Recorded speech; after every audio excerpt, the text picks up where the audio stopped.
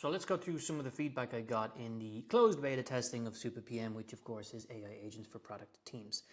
It didn't go great. The launch didn't go great. It's painful to see some of the issues that came back.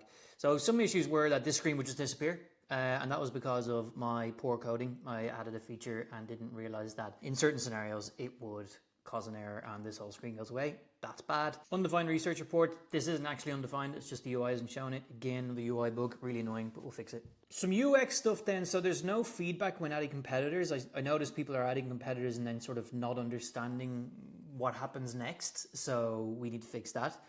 An unclear requirement about the company foundation information. So in SupaPM, this company foundation is sort of, it's fundamental. It's the foundation upon which everything else is built on. Your agents will all refer to this foundation to understand what they should and should not tell you about, or what is important in terms of a competitor's change, or what's important in terms of when we get to it, adding insights and stuff from calls and other user feedback. So this is like critical, and it's why on the overview page there's an alert here to check the company foundation. But this is really muted. It doesn't convey the importance of this. So we have to go again at that.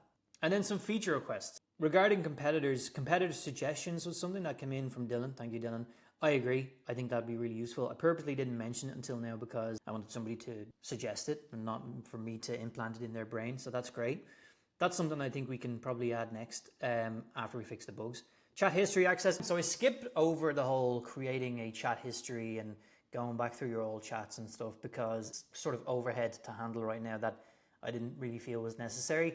One or two people said that would be nice to have, so I'll look at that. Ability to prompt for specific competitor information. So this is something that came from the feedback, which I thought was really interesting, and it makes total sense, but I hadn't thought about it much. Competitor intelligence, which is a nice buzzword we can probably use on the homepage. A product manager needs to know, how does a competitor do this other thing, and how does it compare to how we do it, or how does it compare to how we want to do it? Now that's more than just competitor sort of monitoring and analysis. It's more in depth, but it's a lot more valuable to product managers. So that's something I'm going to think about, and definitely a thread to pull on. And an option to skip onboarding. Yeah. Okay, I'm going to put your button in to skip the onboarding. And the notable observations, nobody's using the chatbot really to send feedback, which is fine. I mean, I've messaged them and emailed them. They're going to send it to me that way. So we'll see how that evolves over time.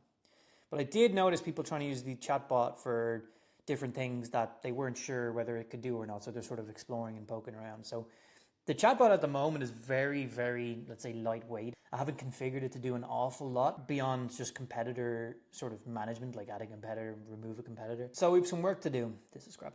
And the next thing I think is, because the competitor monitoring and sort of the competitor context is really important, I think that competitor suggestion piece should be added. So we should be able to suggest competitors here. And I think that's pretty easy to add in. I can I'll update the company researcher agent to also do that, or I'll create a separate agent to do that as well. I don't know which one. I'll see. Painful launch. Very painful to see those videos and screenshots come back, but it's all part of the process.